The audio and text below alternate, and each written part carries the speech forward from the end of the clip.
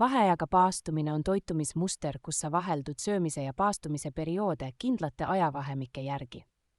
Kui sa paastud, langeb insuliinitase, mis võimaldab kehal kasutada rasvavarusid energia saamiseks. Paastumine käivitab rakutasandil olulised puhastusprotsessid, sealhulgas autofaagia, mis eemaldab kahjustunud rakuosi. Regulaarne paastumine võib suurendada ajus neurotroofse faktori taset, mis toetab ajurakkude kasvu ja kaitset.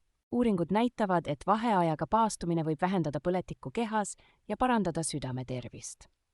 Paastumine võib parandada rakkude energiatootmist ja suurendada vastupidavust stressile. See toitumisviis aitab paljudel inimestel efektiivselt kehakaalu kontrolli all hoida. Regulaarne paastumisrežiim aitab stabiliseerida veresuhkru taset ja võib vähendada diabeediriski. Paastumine aktiveerib kehas loomulikud parandusprotsessid, mis võivad pikendada eluiga. Teadusuuringud kinnitavad järjest enam vaheajaga paastumise positiivset mõju üldisele tervisele ja heaolule.